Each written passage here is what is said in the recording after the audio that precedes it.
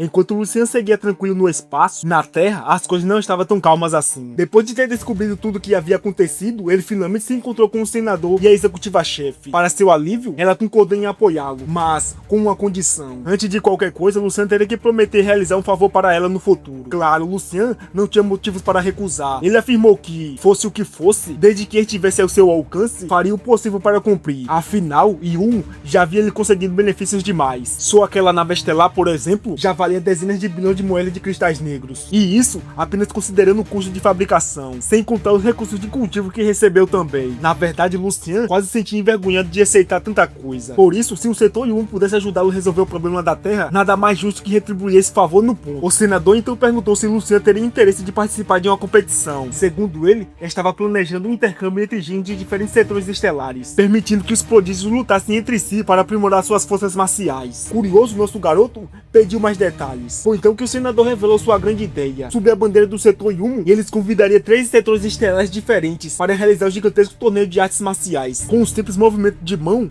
uma projeção de inúmeros planetas surgiu diante deles. Na verdade, o plano era simples, porém extremamente ambicioso. O objetivo era reunir todos os maiores prodígios daqueles 3 setores, independentemente da raça ou civilização, e fazer com que Lucian lutasse contra eles como um parceiro de treino, ou talvez até como verdadeiros tacos de pancada. Ao ouvir isso, Lucian não conseguia esconder a surpresa. Seus olhos brilharam de empolgação, porque ele sabia que, se aquilo realmente acontecesse, finalmente pisaria de verdade no universo, e ele teria a chance de conhecer incontáveis gênios de diferentes raças, com origens e habilidades únicas. E mais importante ainda, talvez encontrasse alguém no mesmo nível dele, alguém capaz de realmente colocá-lo à prova. Pensando nisso, Lucian aceitou de imediato e perguntou quando aconteceria. O senador, porém, admitiu que tudo aquilo era apenas uma ideia. Antes de definir qualquer coisa, ele precisaria consultar os outros setores estelares. Em seguida, apontou diretamente para Lucian, deixando claro que a peça principal daquele plano era ele. Por enquanto, a única coisa que Lucian precisava fazer era treinar e ficar ainda mais forte. A executiva-chefe explicou que, embora a linhagem mortal de Lucian fosse realmente assustadora, seu nível marcial atual era insuficiente. Mesmo que os outros setores não possuíssem prodígios com linhagens mortais, certamente existiria muitos guerreiros de nível Sol da Manhã e Lua Brilhante. Na visão deles, mesmo sem a presença de especialistas do 12º nível, os prodígios de 11º nível ainda poderiam dar muito trabalho para Lucian. O senador rapidamente reforçou aquelas palavras e alertou Lucian para não se deixar levar pelo excesso de confiança. Ele declarou com firmeza que o futuro de Lucian superaria de qualquer pessoa por bilhões de quilômetros. Porém, ainda assim, desejava que aquele torneio sem precedentes se tornasse um espetáculo histórico, uma oportunidade de mostrar ao universo o verdadeiro poder de uma linhagem mortal e elevar o prodígio do setor 1 a outro patamar. Os olhos do senador brilharam de ambição, enquanto uma leve energia se espalhava pelo ambiente ao redor. Lucian apenas sorriu antes de responder calmamente que adversário do 11º nível dificilmente representaria algum desafio para ele, e completou dizendo que, caso nenhum prodígio do 12º nível aparecesse, então ele não sentiria pressão alguma. Ao ouvir aquilo, tanto o senador quanto a executiva-chefe ficaram completamente em silêncio, encarando Lucian em choque. Enquanto isso, de volta à Terra, as coisas tomavam um rumo um pouco mais leve, pelo menos por enquanto. Em uma praia iluminada pelo sol, um gorducho relaxava tranquilamente. Sua aparência era quase humana, embora tivesse alguns traços diferentes. Cercado por mulheres lindas, bebidas e luxo, ele claramente estava aproveitando a vida, ainda que parecesse um pouco entediado. De repente, seu comunicador começou a tocar. Dando uma risada, ele perguntou ao amigo se conseguiu imaginar quanto lucro havia conseguido arrancar daquela viagem. Mars admitiu que também estava curioso, apenas para ouvir o gorducho anunciar orgulhosamente 100.000 moedas de cristais negros, mas arregalou os olhos em choque, enquanto uma ponta de inveja surgia em seu rosto. O gorducho caiu na gargalhada. Ele não esperava encontrar tanta riqueza em um planeta considerado apenas um mundo de recursos de nível baixo. Segundo ele, o guia anterior era completamente idiota, porque coletava apenas o que os superiores exigiam, sem nunca pegar nada extra para si mesmo. Depois de colocar o coco na mesa, ele comentou que a situação não parecia ruim nem um pouco, afinal, todo aquele lucro estava literalmente caindo em seu colo. E mais do que isso, se conseguisse fazer mais algumas viagens como aquela, talvez finalmente pudesse comprar uma casa, adquirir uma nave própria e até juntar dinheiro suficiente para se casar com Maria. Vixe, rapaz, pelo visto até as pessoas do espaço sofrem com o mesmo problema que nós. É o amor. Mas todos nós sabemos que os dias de glória daquele gorducho provavelmente não durariam muito. O problema daquele gorducho é que ele não fazia ideia de onde onde estava pisando. Afinal, ele subornou muita gente para alcançar sua posição atual. Aquela única viagem do gorducho já havia recuperado todo o dinheiro investido, mas observou toda aquela vida luxuosa com inveja crescente. Ser um guia era considerado um trabalho inferior, cansativo e cheio de correria, mas para o gorducho aquilo não era verdade. Onde quer que fosse, ele era tratado como um rei. Bebidas, comida, belas mulheres e paisagens paradisíacas. Então Mas anunciou de repente que também queria ser transferido para um departamento de recursos. O gorducho deu uma risada e explicou que nem sempre tudo era tão perfeito assim. Alguns planetas davam lucros absurdos, enquanto outros eram completamente inúteis. Segundo as informações que havia reunido, aquele planeta específico desenvolvia sua civilização marcial há apenas 300 anos. Mesmo assim, 90% do depósito de cristais energéticos já havia sido explorado, algo tão absurdo que parecia exagero. Mas então comentou que se realmente existisse tantos cristais de energia naquele planeta, então também devia existir muitos artistas marciais poderosos, e avisou o gorducho para não fazer nenhuma besteira. No entanto, o gorducho respondeu que já havia investigado tudo antes de vir para a Terra. Segundo suas pesquisas, os guerreiros mais fortes do planeta mal alcançaram o 9º nível, e mesmo esses eram bem raros. O que mais deixava aquele gorducho com uma pulga atrás da orelha era a estranha discrepância daquele planeta. Segundo ele, as técnicas de baixo nível daquele planeta eram extremamente refinadas, mas por outro lado, as heranças marciais de alto nível eram bem primitivas. Ele também havia ouvido falar sobre o chamado deus marcial da Terra, alguém que supostamente havia deixado o planeta no passado. Ainda assim, o gorducho desdenhou da história, dizendo que as técnicas deixadas por aquele homem provavelmente eram apenas artes marciais baratas, recolhidas de algum lugar aleatório do universo. Mas, porém, discordou imediatamente. Ele comentou que qualquer nativo capaz de ultrapassar os limites do próprio planeta jamais deveria ser subestimado, mas o gorducho apenas deu de ombros. Confiante demais, ele afirmou que, já que a Terra nunca havia produzido alguém acima do 9º nível, então não importava quantos guerreiros aparecessem, ele conseguiria lidar com todos. Foi então que Mas mudou de assunto e comentou algo que fez o clima ficar sério no instante. Um prodígio com uma linhagem mortal havia aparecido no setor 1. No começo, o gorducho ficou confuso, mas no segundo seguinte praticamente saltou da cadeira, porque aquilo era literalmente algo digno de lendas. Mas esfregou a testa e mandou ele conferir as notícias por conta própria. Em seguida, reclamou que aquele prodígio originalmente pertencia ao setor deles, mas acabou sendo levado pelo setor 1. E pior ainda, o executivo responsável pelo incidente havia sido exilado para um planeta de guerra. Mas então revelou que era justamente por causa disso que os nobres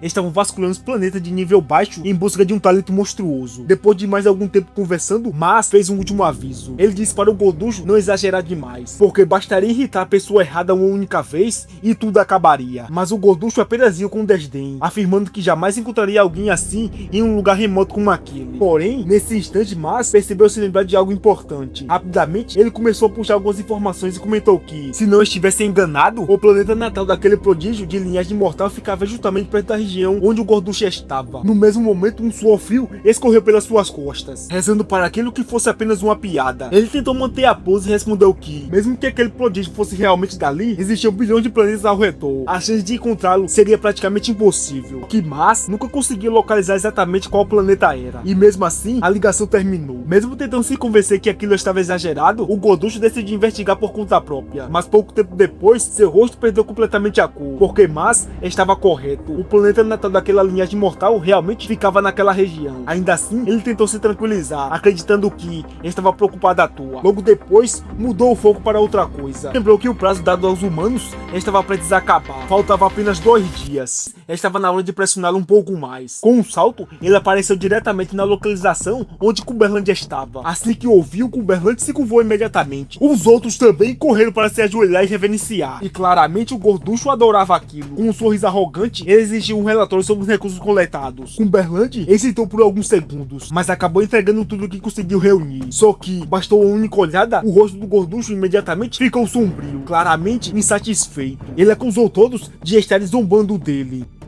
Então, com um chute violento, espalhou todos os cristais pelo chão, dizendo que ele deveria tê-lo confundido com um mendigo. No mesmo instante, o céu começou a escurecer. Relâmpagos cortaram o ar, enquanto sua aura explodia em fúria. Assustado, os santos marciais imploraram para ele se acalmar, mas apenas uma pessoa teve coragem de dar um passo à frente. Essa é Scarlet. Ela explicou que a Terra era apenas um planeta de recursos de 1º nível. A produção era extremamente ilimitada. Além disso, eles já haviam entregado muito mais do que a cota exigia anteriormente, e simplesmente não tinha como como oferecer mais. Mas o gorducho já guardava rancor dela há muito tempo. Ele se lembrava perfeitamente de quando Ezra Scarlet também havia se oposto a ele no passado, quando ele havia decidido triplicar as cotas de coletas. E agora, com um sorriso cruel surgido em seu rosto, ele decidiu fazer dela um exemplo. Num piscar de olhos, ele segurou Ezra Scarlet pelo pescoço e ergueu no ar. Não importava quanto ela lutasse, ela simplesmente não conseguia escapar. Com um olhar debochado, ele perguntou se ela gostava tanto assim de se destacar. Os outros santos marciais começaram a implorar desesperadamente, mas um único olhar frio do gorducho foi o suficiente para silenciar todos. Então, ele anunciou que daria mais 5 dias, mas se eles ainda falhassem, Ezra Scarlet serviria de exemplos para todos. E justamente quando ele estava prestes a esmagá-la, uma voz autoritária ecoou pelos céus, mandando ele parar imediatamente. Ao mesmo tempo, um feixe de energia disparou violentamente, e antes que pudesse reagir, uma dor absurda atravessou seu corpo. Seu braço já tinha sido arrancado instantaneamente. Cambaleando para trás, ele girou em choque e perguntou quem ousou atacá-lo. Mas, no instante que ergueu o olhar, seu corpo congelou. Descendo dos céus, estava a gigantesca nave de guerra, acompanhada por inúmeras embarcações menores. O gorducho quase perdeu as pernas naquele momento, sem entender qual figurão absurdo havia aparecido ali. Então seus olhos encontraram o símbolo gravado no casco da nave, um dragão negro. E naquele instante seu coração afundou, porque era o emblema de uma facção mais poderosa de todo o setor Névoa Branca. Mas ele não conseguia entender por que uma fortaleza daquela magnitude estava na Terra. Então